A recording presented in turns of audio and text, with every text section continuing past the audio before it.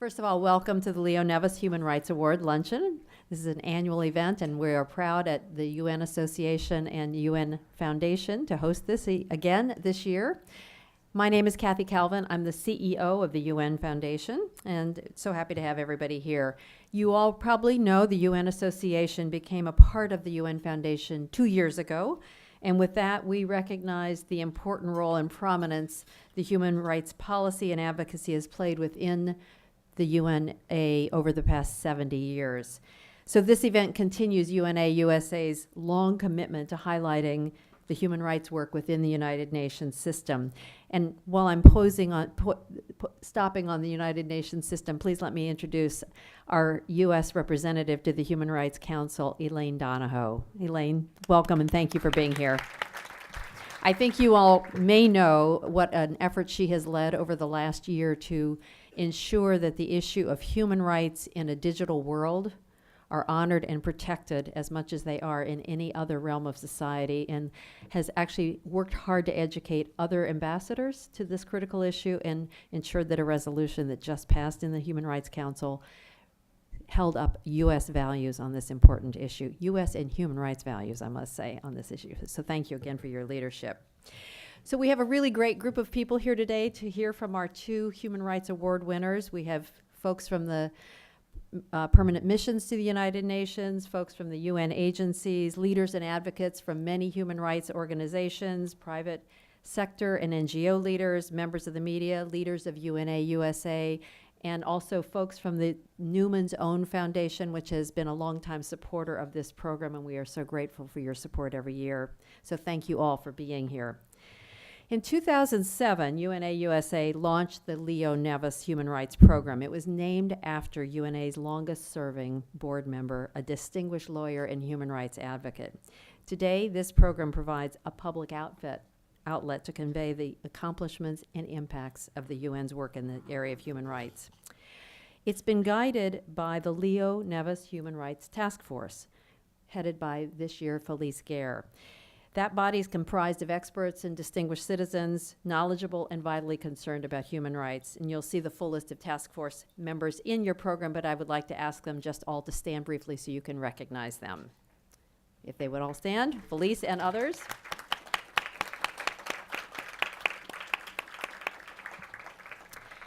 We're going to recognize 2 people here today. Last night we had a big awards dinner, and both were recognized, but you're going to actually get to hear from the distinguished award winner today, and I know you're going to be looking forward to that. Felice Gaer will introduce him after we eat lunch.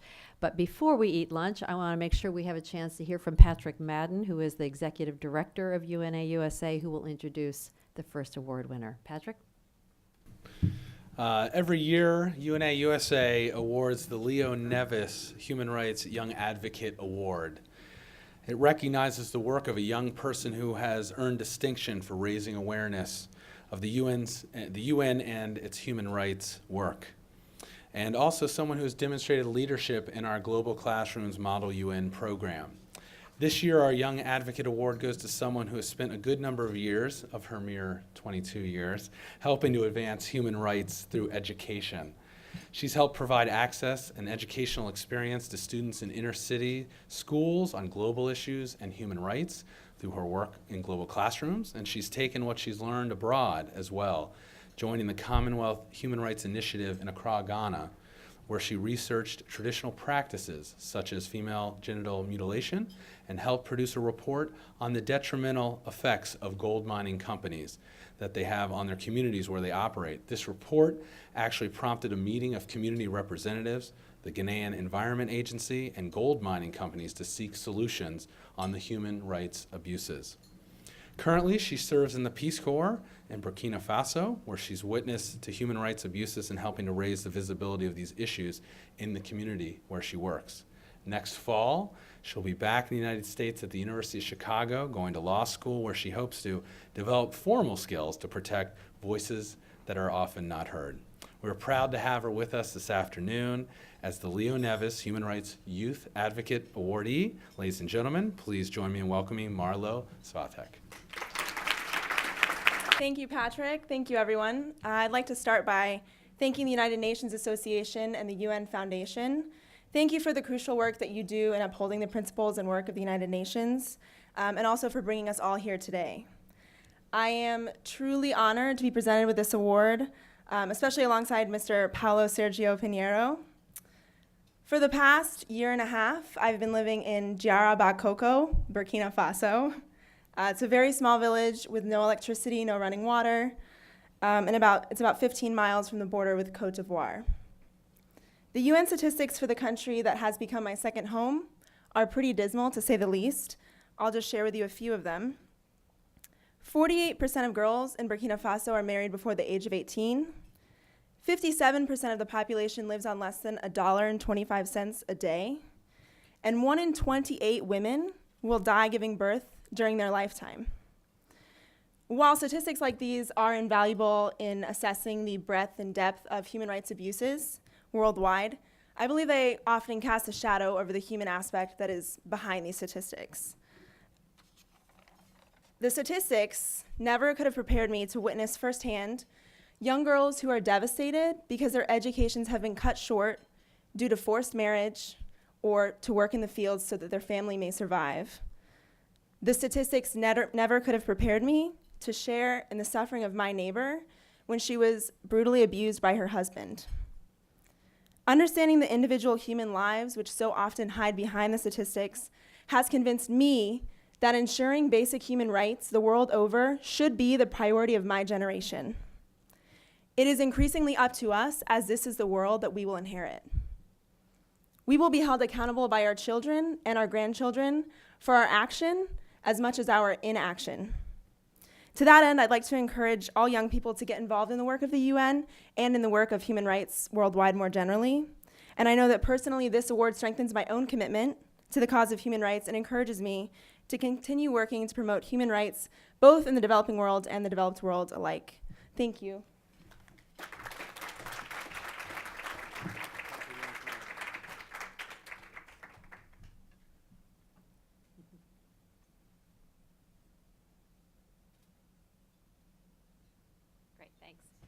Well, you can see why we are so proud of this program. And Marlow, we will continue to keep our commitment as well. Thanks to you for your inspiration. Enjoy your lunch, and we'll be back after lunch to hear from Felice, Gaer, and Mr. Pinheiro. Thank you. And to introduce and present the 2012 Leo Nevas Human Rights Award, I'd like to introduce the chair of the Nevas Task Force, Felice Gaer. As most of you know, Felice is the director of the Jacob Blaustein Institute for the Advancement of Human Rights. She's the vice chair of the United Nations Committee Against Torture, to which she has been elected 4 times. Felice has been appointed to the bipartisan federal U.S. Commission on International Religious Freedom, and she's the author of more than 40 articles on international human rights, including women's rights. She is someone who is widely known for all of her work in the UN and human rights circles, and I'm proud to introduce my friend Felice Gaer. The Leo Nevas Human Rights Award recognizes extraordinary lifetime achievement of individuals as agents of change in advancing freedom. Now, human rights are universal, and the UN has done more to promote and codify what these rights are, I would argue, than it has in almost any other field. The UN's credibility in achieving practical results in human rights took a leap forward when it created these so-called special rapporteurs or special procedures. Now, these are independent mechanisms. They're called rapporteurs or representatives or experts or working groups. Even commissions of inquiry members have been included as special procedures.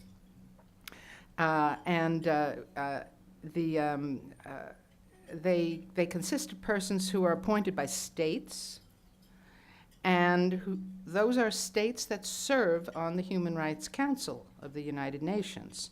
They're mandated to look into issues and individual cases which they can investigate, and the rapporteurs report publicly on their findings. Now, they have been called the eyes and ears of the human rights system. They've been called a cornerstone of human rights, crucial first-line protection actors, and most active and unique mechanisms. They analyze facts, they alert and advise the world, they advocate for respect for human rights, they analyze and they activate others to take action to stop abuses of human rights. There are now thematic rapporteurs for every single right in the Universal Declaration of Human Rights, and there are a dozen more who work on countries as well.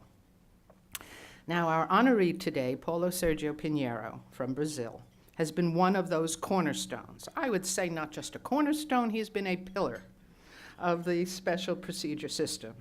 He's among the most active and unique of mechanisms, if a person can be a mechanism. He was special rapporteur on Burundi from 1995 to 1999. And then he was special rapporteur on Burma from 2000 to 2008, or I suppose I should have said Myanmar, but it was Burma. He was the chair of the meeting of all these special rapporteurs. Today there are 46 of them. He was chair when the mandate holders were under attack. One of them was even under criminal indictment at the time for saying something about his own country while he was traveling abroad. Paulo Pinheiro was also special rapporteur on violence against children, preparing the definitive report on this issue, which remains the definitive report. And since the Human Rights Council was created last year, he served as chair of the Commission of Inquiry on Syria. He has already been named special rapporteur on Syria when the Commission's mandate ends, if it ends. Now, the special mandate holders have been widely commended because they address the concerns of ordinary people who look to the United Nations to take action to enforce the promises of the Universal Declaration. They are the UN's first responders when it comes to reports of violations of human rights. They carry out fact-finding, and they offer an independent analysis of what takes place. When permitted, they visit countries, and they report publicly on their findings. Now, remarkable of remarkable first responders, Paulo Sérgio Pinheiro has been called on to take so many of these roles. He told an interviewer about a decade ago that when he was called up for one of these assignments, his daughter Marina said, "Oh no, not another unpaid job." UN paid job. Now, you may not know it, but special rapporteurs are not paid. They all serve without pay. Now, Paulo Pinheiro has stated that he, and it's a direct quote, he considers it an extraordinary miracle that sovereign states are supposed to abide by norms and treaties. Well, we consider it a miracle that Paulo Pinheiro has agreed to be a special rapporteur, a special representative, and now a commissioner on the Commission of Inquiry for Syria. We'll have an opportunity to discuss Syria with him after his remarks, but we are honored also to be joined here today by Karen Abu Zaid, who has also served as a commissioner on the Syria Commission of Inquiry as well, and we thank you, ma'am, for your presence and your good work.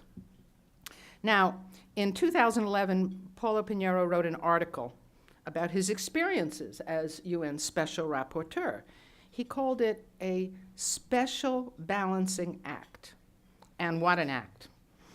You see, one of the differences between a rapporteur and an NGO is that the rapporteurs have to engage with governments.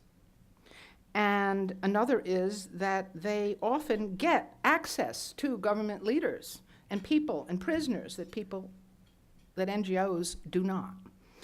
Now, this poses enormous difficulties.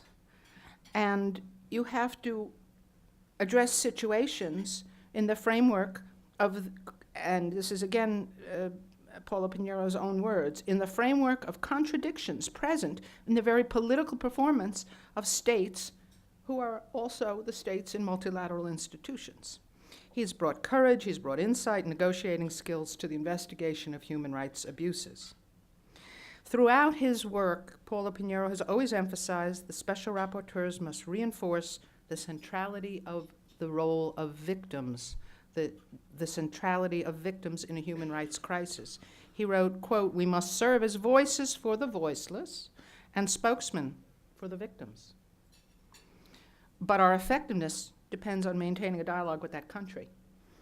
and concerned capitals around the world. Pinheiro has pointed to Mahatma Gandhi's famous talisman as something to focus on. One of the last notes left behind by Gandhi said, and I quote, "Whenever you are in doubt, apply the following test. Recall the face of the poorest and weakest man or woman you may have seen, and ask yourself if the step you contemplate is going to be of any use to him or her. In other words, will it lead to freedom? Then you'll find your doubts melt away." This talisman is what has motivated Pinheiro throughout his work. Now, we understand that there is no magic wand in human rights work. It is a work of constant endeavor. But we honor Paulo Sergio Pinheiro's achievements in a life of constant endeavor. By bestowing this award on him today, we recognize Paulo Sergio Pinheiro as a champion who excels at delicate balancing acts, as a person who reports on human rights abuses wherever found, and at the same time is a critic of governments, large and small, powerful and weak, and as a rapporteur who speaks truth, not half-truths, to power. With much respect and appreciation for this life of achievement, and on behalf of the Leo Nevas Task Force on Human Rights, it's my honor to present the 2012 Leo Nevas Human Rights Award to Paulo Sergio Pinheiro and to welcome him to the podium.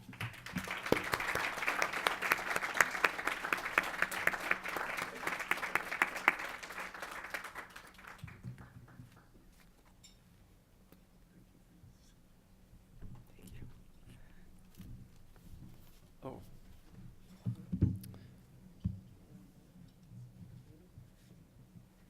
It's okay.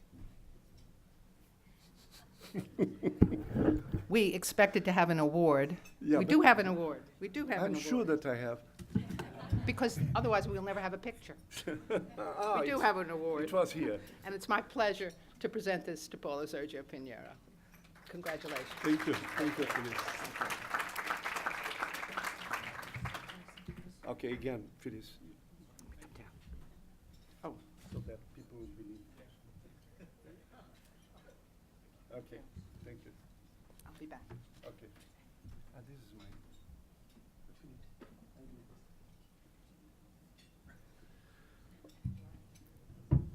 mine. Thank you, Felice.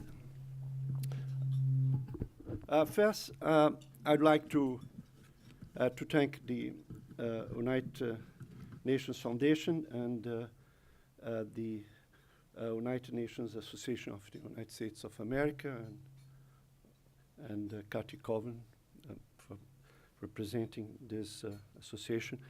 I am very honored to follow my dear colleague and friend, Asma Jahandir, who received this prize last year.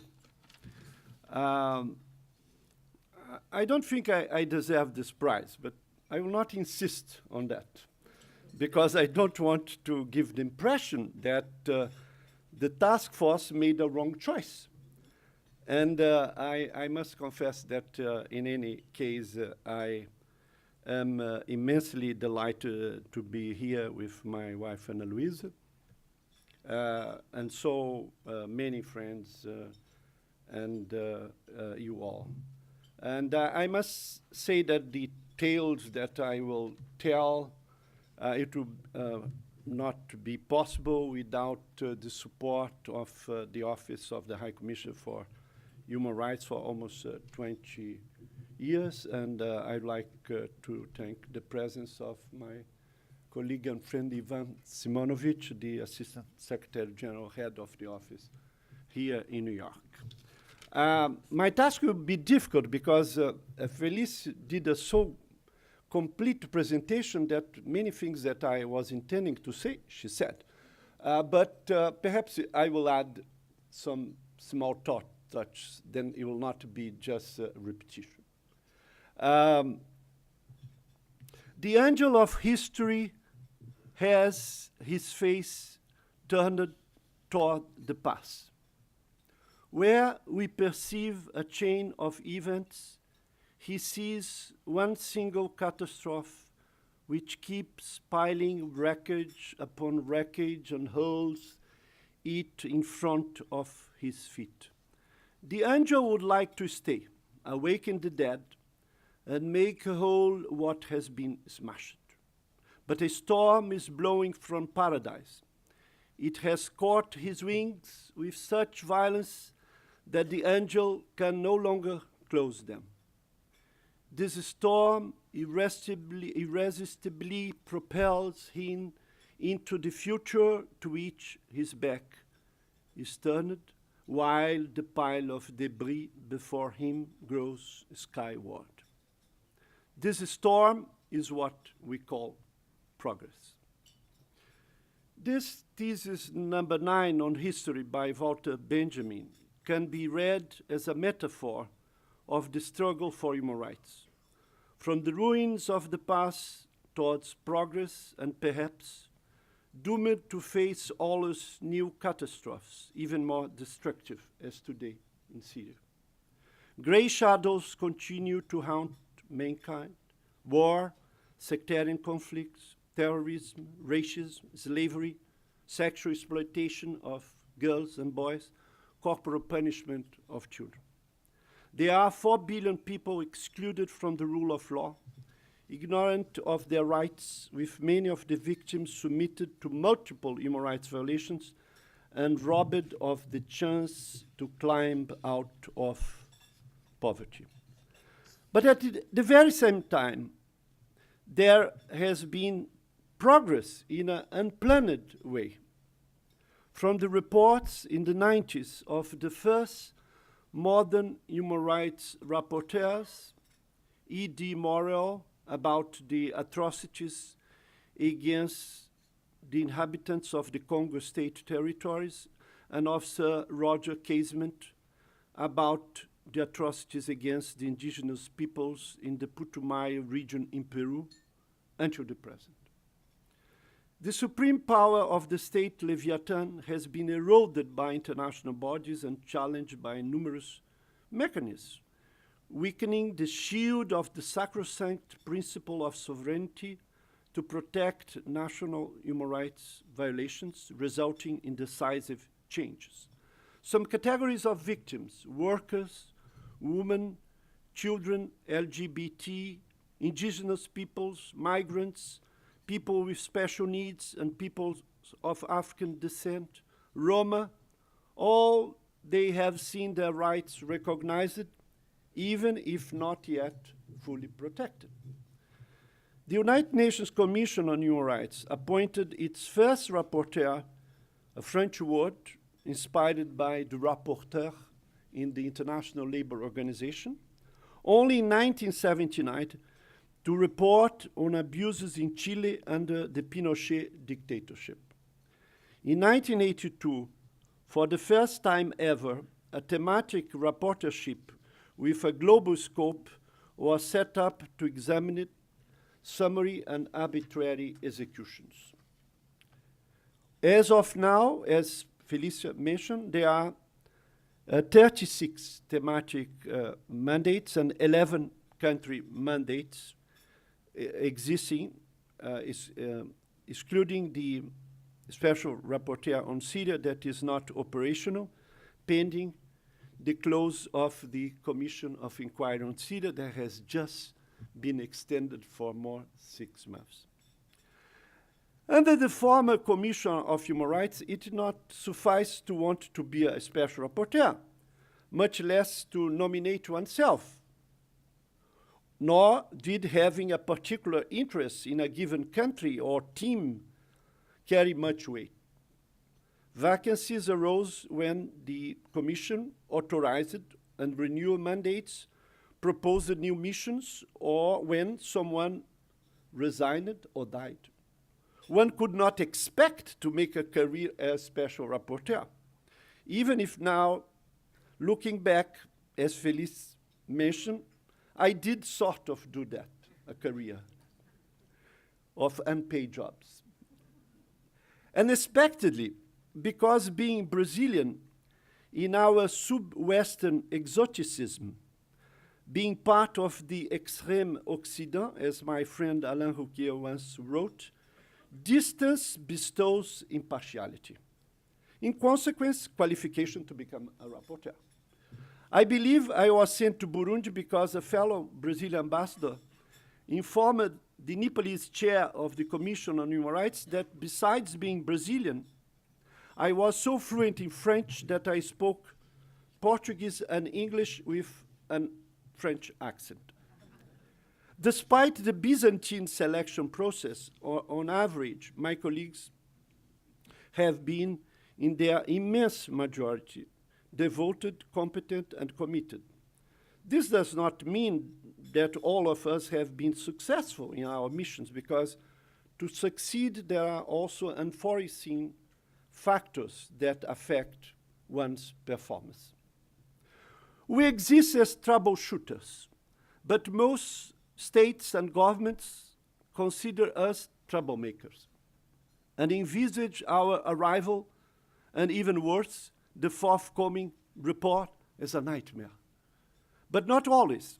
My colleague Nigel Rodley, the former special rapporteur on torture, was very surprised when he was received in our capital, Brasilia, with extraordinary warmth. Then I explained to him that the Brazilian government did not torture anymore, as it happened in the military dictatorship, and found Nigel the perfect ally to fight police abuse in the 26 units of the Federation. Undeniably, after the establishment of the Human Rights Council, transparency has been introduced with the new system of appointing mandate holders from a short list recommended to the President of the Human Rights Council by the consultative group of member states based on a public list of candidates maintained and updated by the Office of the High Commissioner for Human Rights. Everything completely transparent in the site of the office.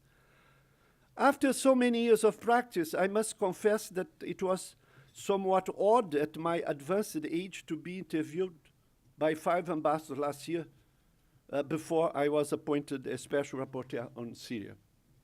There has also been correction in the gender balance of mandate holders. During the first 20 years, special procedures remained a sort of men's club. It is also fair to recognize that there was a great improvement in the assistance of the Office of the High Commissioner for Human Rights for those mechanisms. That, of course, we never have to forget this, should be better financed by states. I was very lucky to have always had bright and devoted assistants, such as Hulan Sedev. Where is Hulan?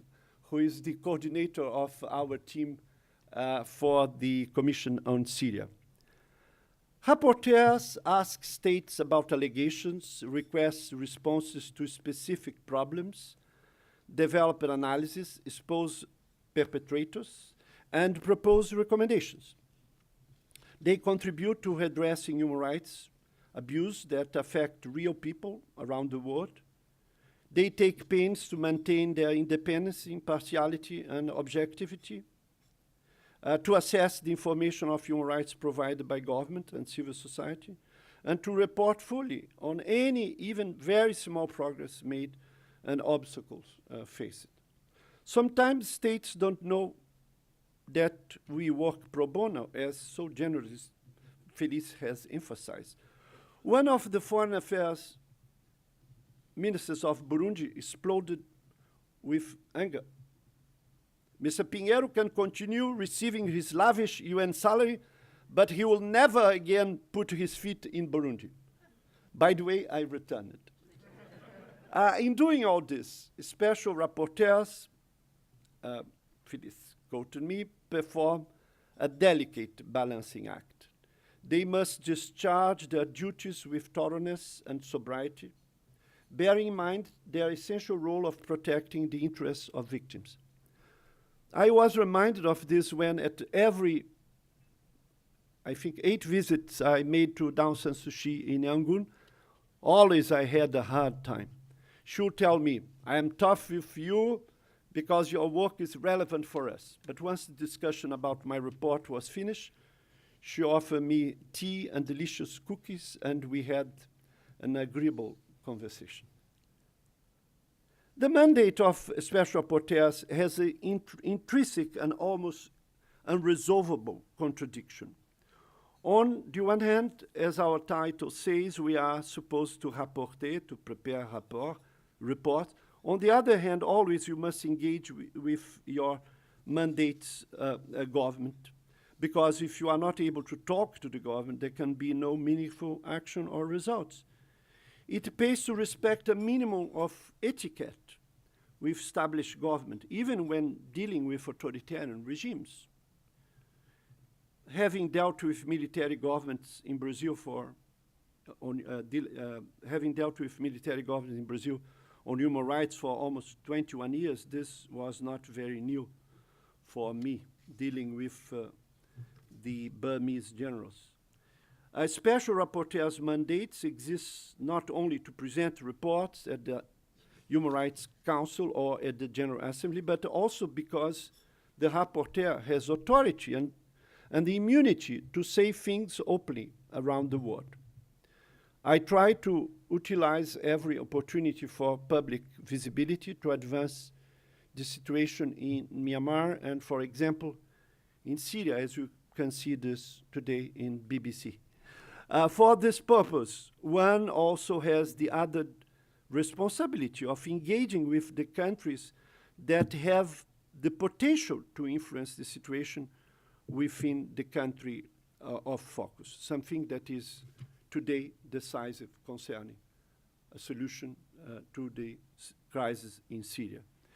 In the particular case of the Commission of Inquiry on Syria, over the last 12 months, my fellow Commissioner Karen Abu-Zaid and we were in constant contact with the 5 permanent members of the Security Council and with the countries of the region, visiting their capitals because they hold the key, and we continue believing that.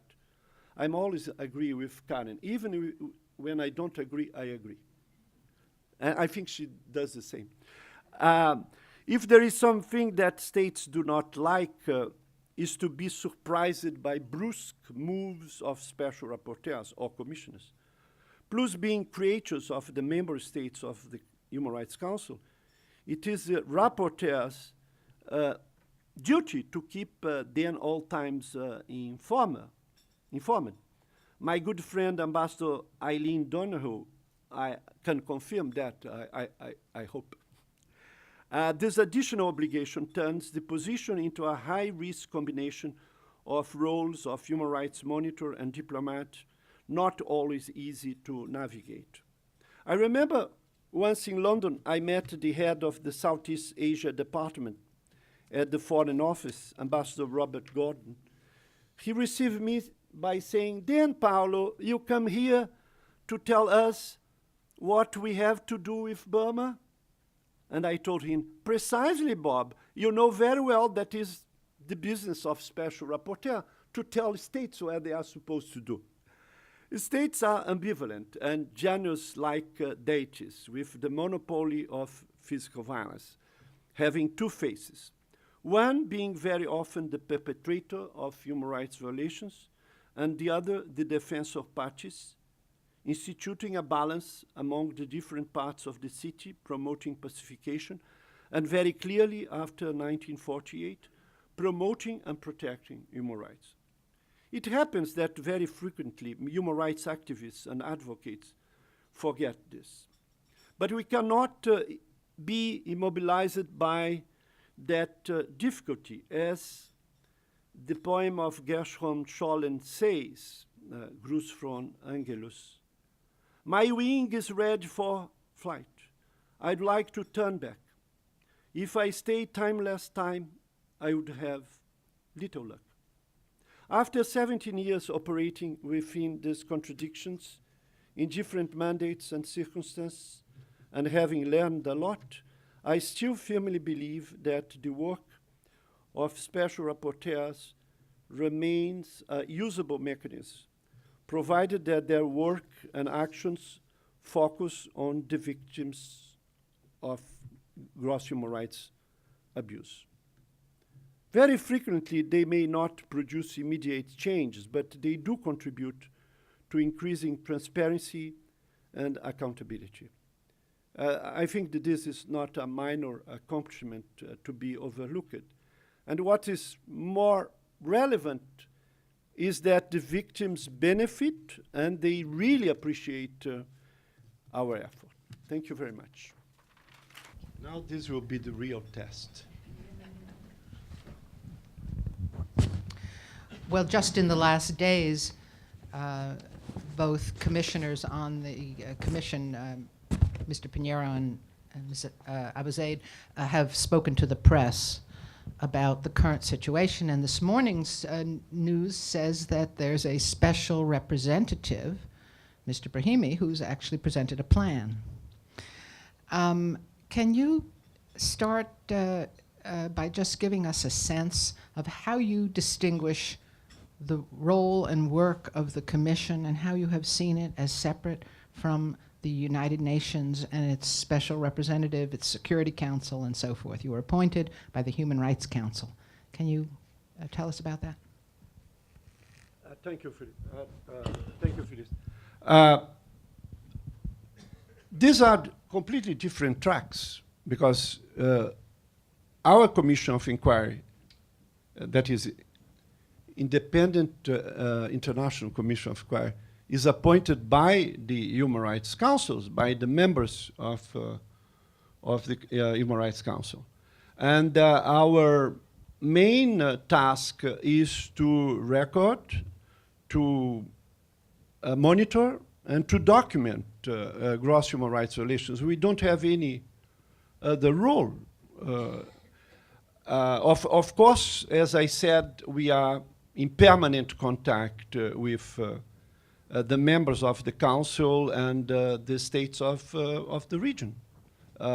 Why? Because I can elaborate this later, but I don't think that two parties are in a condition to reach the end of violence or to reach a ceasefire. Without the participation of all, without any exclusion, all the countries that have influence in one or the other side, they must be involved. But the role of Kofi Annan, with whom we have a very close relationship, that we don't have a formal relation, but we are always in consultation. The same thing happens with Mr. Brahimi. He has a political mandate. He is the negotiator. We don't negotiate anything. We just are to report about the situation of human rights and also now about breaches of international humanitarian law, war crimes during the present civil war. In any case, I think that it's very important that all the bodies involved in this to help to solve this crisis, we have consultations with the High Commission for Human Rights, with the President of the Human Rights Council, and of course with Ms. Brahim. We try not to contradict each other because then it will give a very bad impression. Then this doesn't mean that we'll say the same things, but we try to be aware of what will be the next step of what will be the next statement of each of us. Your last report had, as the ones that preceded it, information on some of the most horrific kinds of abuses against civilians. It ranged from killing, torture, sexual violence, and detention, a very large range of abuses. Recently, you have been also reporting that abuses are coming from the side of those who are opposing the government. And you've offered some warnings about what I guess some people would call jihadis. Others would call them mercenaries, except they may not be paid like rapporteurs. Can you...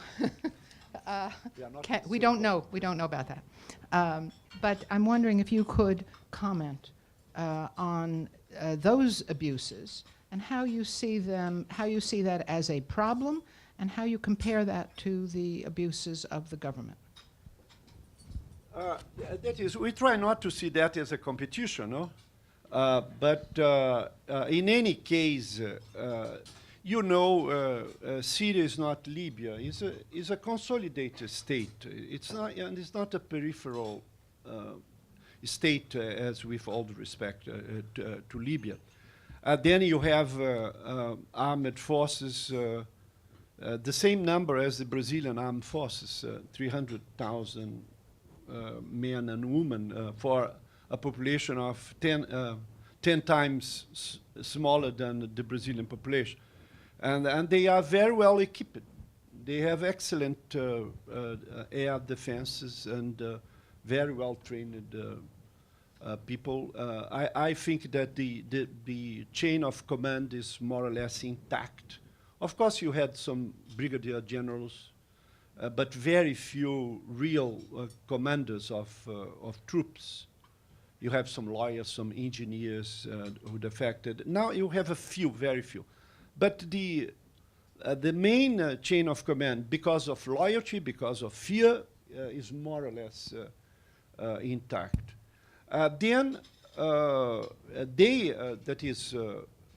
We have documented a lot of gross human rights violations perpetrated by those armed forces and by paramilitary militia. They called Shabira, that is a word that means phantom.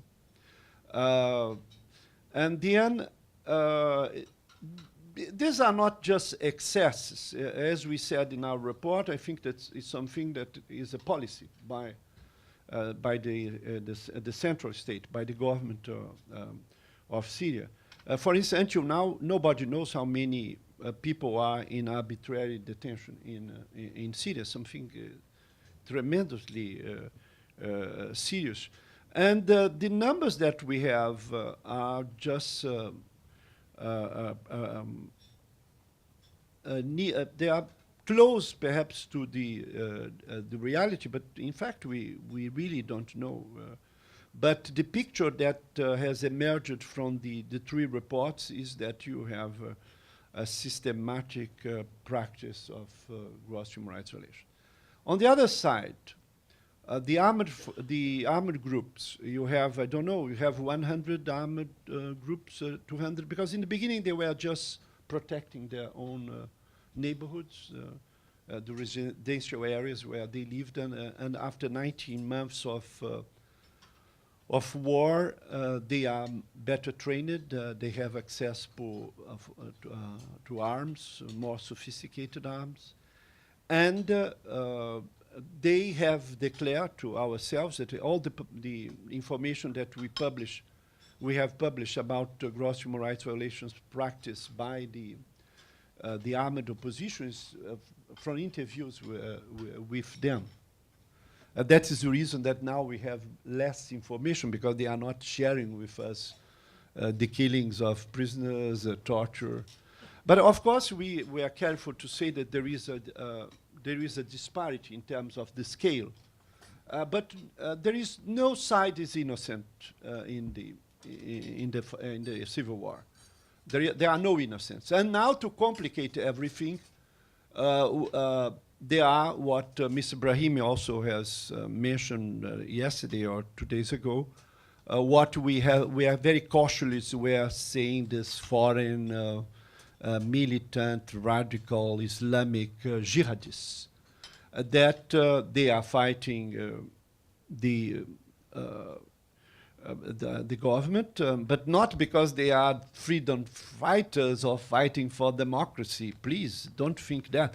They have their own agendas. They are fighting the heretics, the Alawites, the heretics of the Shia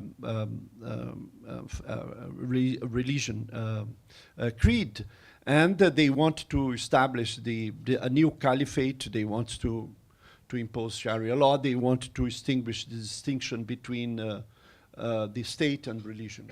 This, as we said, it is in the press, the BBC today. This is a very complicated the factor, a new factor. Because now we have the numbers. Mr. Brahim said some thousands.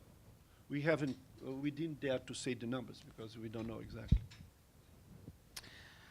I'm going to open it for questions.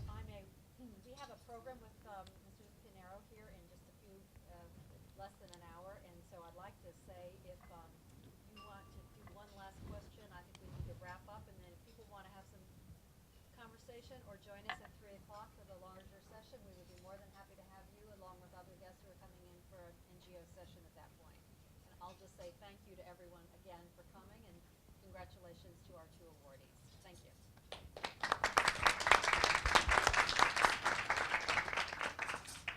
I was going to recognize Ambassador Eileen Donahoe, who's here, who's the first and the only U.S. representative to the Human Rights Council, and who we were grateful to have you come up and join us today. Perhaps you have a last question, a first question and a last question for Mr. Pinheiro? Sure. Thank you, Felice. Let me just comment about what a pleasure it has been to work, Paulo, with you and Karen. And I have to say out loud, you've gone above and beyond in terms of making yourself available, certainly to the United States delegation, and I admire your patience with all of the delegations in Geneva. It's an interesting task to keep us all happy.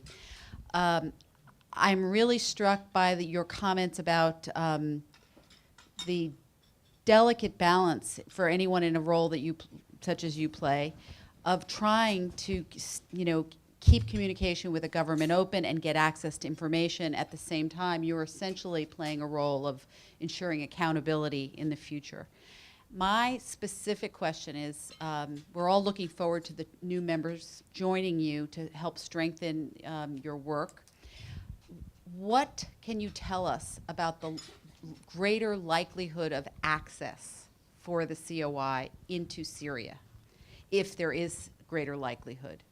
And if there isn't, if you think that the likelihood is more diminished as time goes on, what are you going to do? What can you do? What can the international community and other delegations do to help you in your work gathering information to ensure that we at least have accountability going forward?